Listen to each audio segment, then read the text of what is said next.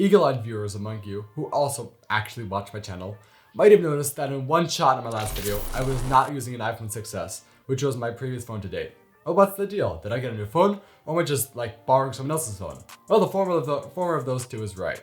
What's up, guys? I'm Aaron the Tech Guy, and this is the iPhone 11. I've been using the iPhone 11 for about a month now, and these are my thoughts. Normally, if I were to do a phone review, I'd talk about the pros and cons of the device and whether or not you should actually buy it. However, it's iPhone season, so I could release this video and it will immediately be outdated. In fact, as of the recording of this video, the new iPhones are set to come out next week. Therefore, to preempt that, I'm going to talk about this as a $599 phone that is up against the latest rumors of the iPhone 12 series, plus Android phones obviously, and not as a $699 phone up against the rest of the iPhone 11 series. That being said, let's talk about those cliche things that reviewers always talk about. As a comparison, I'm going to use my iPhone 6s entirely because it was the last phone I owned, and sometimes the Galaxy S20 Plus because it's my parents' phone and I've used it before. I'm going to start off with the things I don't like about this phone, because there really aren't very many. First off, the screen. Many of you are probably expecting First off, the screen. Many of you are probably expecting me to be like, the screen isn't OLED and high refresh rate and has small bezels instead of no bezels and it's 720p. But no, I'm not going to complain about those. Yes, having an OLED would be very nice, I'll give you that.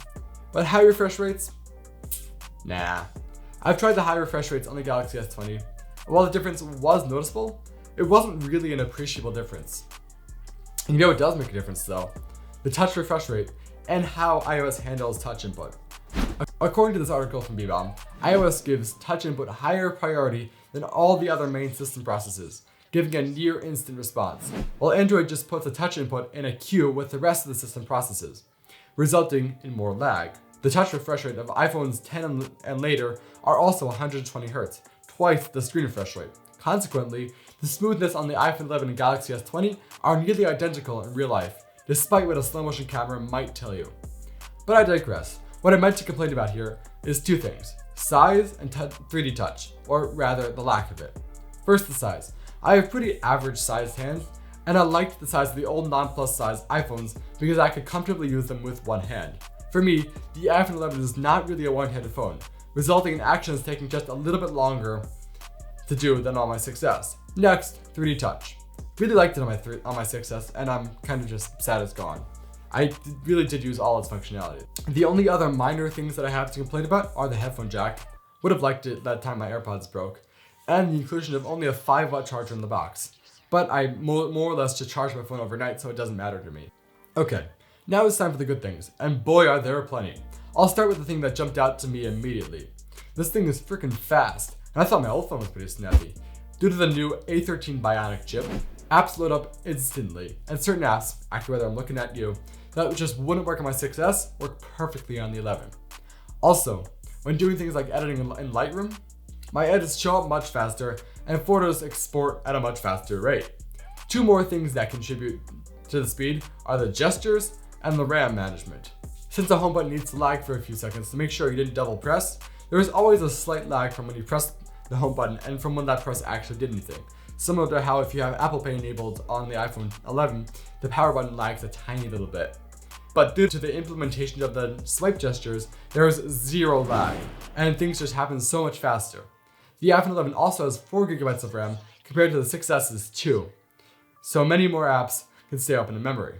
Yes, I know, some phones have 8 GB of RAM, but honestly, who needs that much?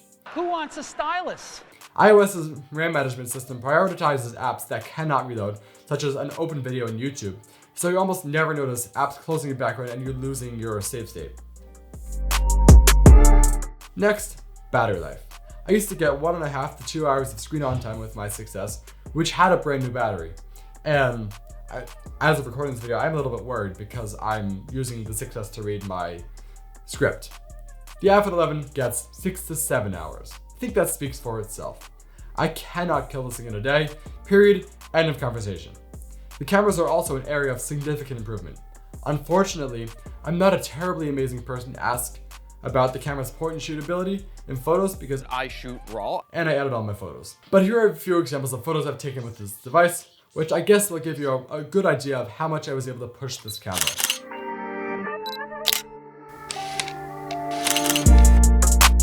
Video on this phone is also ridiculous. I mean, just check this out. Okay, now you get a bit of an idea of what the iPhone 11 looks like in a studio lit condition. I've had to tone down the exposure a little bit because it was overexposing compared to my regular camera. And I think the video looks pretty good, except there's a little bit more echo in the audio, and there's obviously no depth of field because it's coming from a phone sensor. But as I'll say later, the video quality is still superb, and I would probably use it if that was my only choice. In fact, I'd definitely use it if it was my only choice because it would be my only choice. The quality, stabilization, autofocus, and frame rate options mean that from now on, I'm going to use this as my main B-roll camera. From now on. I can't write. And in fact, I used it to shoot most of the moving B-roll in my last video too. It's just that good. Having an ultra-wide was also pretty nice, and more so than I expected. Finally, portrait mode is getting really good, and I was able to take some pretty nice point-and-shoot shots without having to really worry about it. I did not have the chance, unfortunately, to really take photos with night mode, but from what I can tell, it's pretty amazing. I also didn't take many selfies. Selfie video itself is also pretty good. P.S. Face ID is super cool and better than Touch ID in most circumstances, but not in a mask. Hashtag 2020 problems. The 11 also has a brighter flashlight, Wi-Fi 6 support, wireless charging, which I never use, a better Taptic motor, and stereo speakers.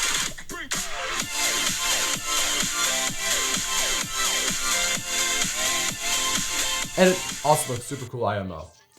So, all in all, the iPhone 11 is a fantastic phone. It checks pretty much all the boxes, and for $699, I'd buy this phone over any other phone on the market today at that price point. For that same price, you could buy an LG Velvet or a Pixel 5, both of which are going to be slower, have worse video quality, and get fewer software updates. And that's a big deal for me, because I'm someone who doesn't really upgrade his phone that often. But here's the thing. iPhone 12 is just around the corner. They are rumored to have a small screen variant, all across the board, faster processor, better battery life, camera improvements, and lots more. So basically it fixes all the problems that I had except for 3D Touch. And they also aren't going to have earpods or a charging brick in the box, if that matters to you, and it kind of matters to me because I do use those things a lot. The new 5.4 iPhone is purported to sell at $649, a respectable price for a flagship, and prices will go up from there. As always, the previous year's iPhones go down by about $100 in price, so the iPhone 11, after the iPhone 12 is announced, will probably cost between $550 and $600. In my opinion, a $50 increase for the latest device is worth the extra year of software support and the new features if you're willing to wait for the brand new iPhones. In fact, I'd just say wait for them, because if you really don't want to spend that extra $50, for $599, the iPhone 11 would still give you a lot of bang for your buck compared to something like the OnePlus 4 or the Pixel 4a. The only case I'd say not to wait is if you find a carrier deal like I did. This phone cost me a net $250 after getting $500 off for a Galaxy S9 Plus trade-in. For that money, the iPhone 11 is easily the best deal you'll find in a phone for a while, so just buy it now. You won't regret it, I promise. Congratulations, you've made it to the end of this video. Thanks for watching. If you enjoyed this video, please don't forget to like, subscribe, and turn on notifications with the bell icon so you don't miss any of our future videos. As always, you're watching Aaron, the Tech Guy.